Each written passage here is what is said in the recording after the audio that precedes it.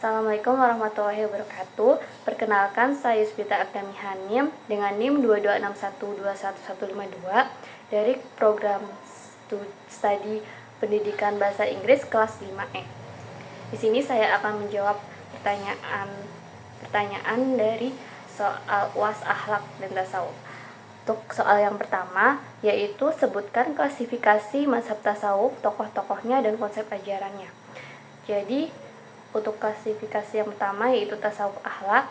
Akhlak tasawuf ini berfokus pada pembentukan karakter yang mulia melalui perbaikan akhlak dan penyucian jiwa. Tokohnya antara lain Al-Ghazali yang menulis Ihya Ulumuddin dan Abu Thalib Al-Makki dengan karyanya Qut al-Qulub yang membahas tentang hati kebersihan. Kemudian ajarannya mencakup 3 langkah utama, yaitu membersihkan jiwa dari sifat buruk atau takziyatun nafs dan menyempurnakan diri dengan sifat baik seperti sabar dan ikhlas, tahali, dan menciptakan pencerahan spiritual dan merasakan kehadiran Allah atau tajalli. Kemudian ada tasawuf falsafi. Tasawuf falsafi ini menggabungkan filsafat dengan pengalaman mistis untuk memahami hubungan manusia dengan Tuhan secara mendalam. Tokoh utamanya yaitu Ibnu Arabi yang memperkenalkan konsep wahdatul wujud atau kesatuan wujud, dan Al-Hajjaj yang terkenal dengan pengungkapan mistiknya Ana al-Haq. Kemudian ajarannya meliputi keyakinan bahwa segala sesuatu merupakan manifestasi Allah, yaitu wahdatul wujud, proses meleburkan diri dalam keesaan Allah, yaitu fana, hingga mencapai kesadaran abadi atau baqo, serta upaya menjadi manusia sempurna, yaitu insan kamil yang mencerminkan sifat-sifat Allah.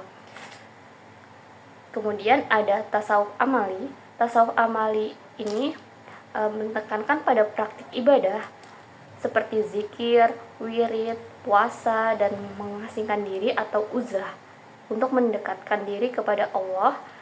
Tokohnya antara lain ada Hasan al-Basri, yaitu pelopor tasawuf praktis, dan Rabi'ah al-Adawiyah yang mengenalkan cinta murni kepada Allah, yaitu mahabbah.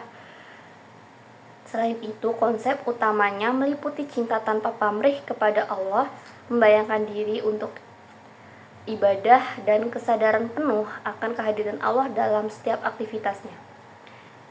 Kemudian ada tasawuf sunni. Tasawuf sunni ini memadukan ajaran tasawuf dengan syariah, memastikan semua amalan sesuai dengan Al-Quran dan hadis. Tokohnya antara lain Imam Junaid al-Baghdadi, kemudian Abu Hamid al-Ghazali yang menyelaraskan tasawuf dengan syariah. Di sini ajarannya menekankan pelaksanaan syariat untuk mencapai hakikat hidup sederhana dan menjauhi hal yang tidak bermanfaat atau zuhud, serta selalu berzikir untuk mendekatkan diri kepada Allah SWT. Kemudian ada tasawuf irfani. Tasawuf irfani ini berfokus pada pencapaian pengetahuan batin atau irfan melalui pengalaman spiritual yang mendalam. Tokohnya antara lain Al-Qaras ini pelopor konsep ma'rifat, dan Al-Nifari yang menjelaskan pengalaman spiritual dalam karyanya. Ajarannya meliputi pengetahuan langsung tentang Tuhan, yaitu ma'rifat, penghayatan kehadiran Allah SWT dalam segala sesuatu atau syuhud, dan penyingkapan rahasia ilahi melalui pengalaman batin yang mendalam. Untuk soal yang kedua, yaitu menurut Syekh Zunun al-Mishri bahwa taubat itu ada 3 macam. Jadi Syekh Zunun al-Mishri ini membagi taubatnya menjadi 3 jenis. Yang pertama itu taubat awam, yang kedua taubat khusus, dan yang ketiga ini taubat khusus. Taubat awam ini dilakukan oleh orang-orang yang menyesali dosa besar dan bertekad untuk tidak mengulanginya lagi. Sedangkan taubat khusus ini adalah upaya untuk memohon ampun atas dosa kecil atau kesalahan yang tidak disadari.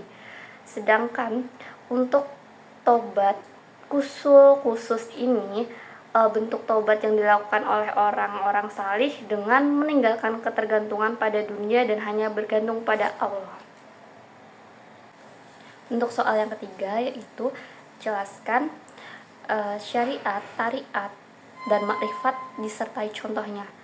Untuk syariat sendiri adalah aturan agama Islam yang harus diikuti oleh umat, seperti ibadah, tata cara hidup yang benar. Contohnya itu adalah sholat 5 waktu dan puasa.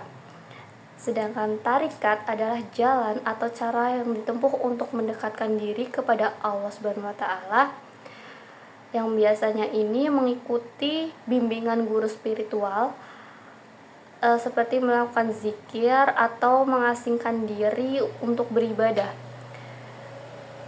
Kemudian ada hakikat. Hakikat ini yaitu pemahaman mendalam tentang kebenaran spiritual yang diperoleh setelah mengikuti syariat dan tarikat, yaitu menyadari bahwasanya segala suatu dunia adalah ciptaan Allah yang perlu disyukuri. Kemudian makrifat adalah pengetahuan batin yang lebih tinggi terhadap Allah Subhanahu wa taala yang dicapai melalui pengalaman spiritual yang mendalam, sehingga seseorang ini merasa selalu dekat dengan Allah dalam kehidupannya. Untuk soal yang keempat yaitu sebutkan dan jelaskan 10 tanda mahabbah ilahiyah. Mahabbah ilahiyah ini artinya cinta kepada Allah dan makhluk ciptaannya.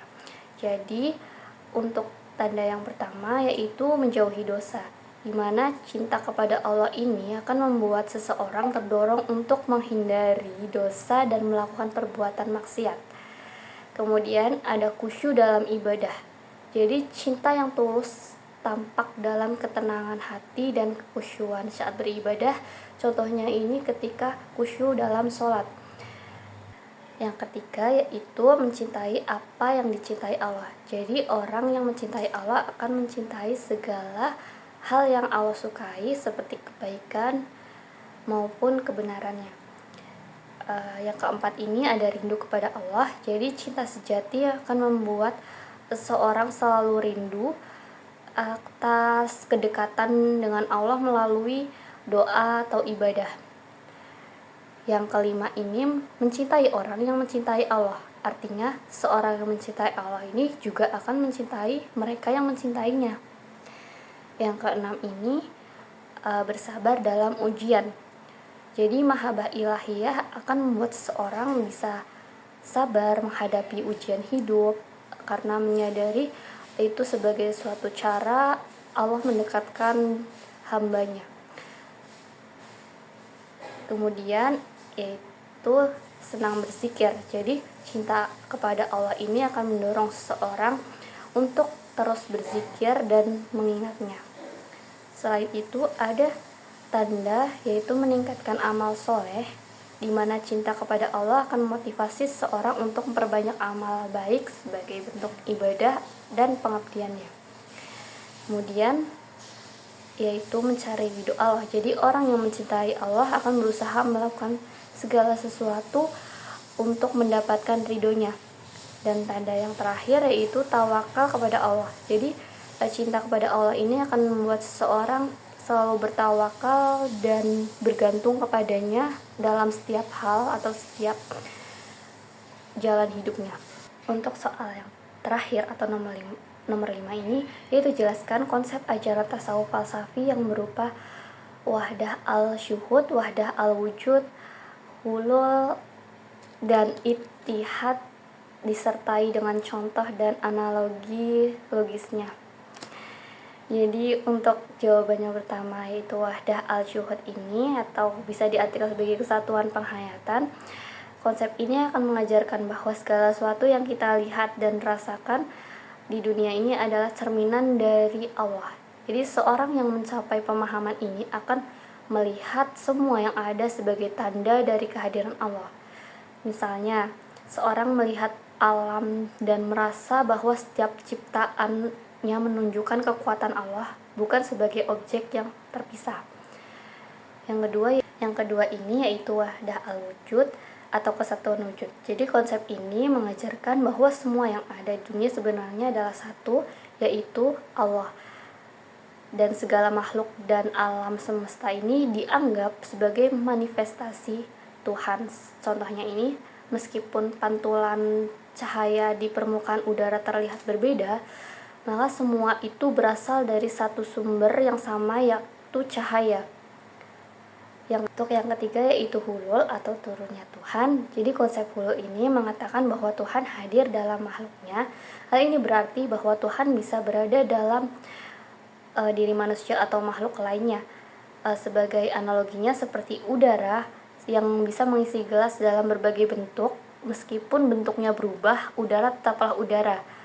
Demikian juga Tuhan ada dalam dalam ciptaannya. Yang keempat ini yaitu ada itihad atau penyatuan. Jadi itihad ini mengajarkan bahwa manusia bisa mencapai kedekatan yang sangat mendalam dengan Tuhannya. Meskipun ini bukan berarti manusia menjadi Tuhan, maksudnya ini misalnya dua sungai yang bertemu dan menjadi satu arus. Nah, meskipun berasal dari tempat yang berbeda, tapi akhirnya menjadi satu aliran yang tidak terpisahkan. Seperti itu. Baik, demikian jawaban yang telah saya sampaikan. Kurang lebihnya mohon maaf. Wassalamualaikum warahmatullahi wabarakatuh.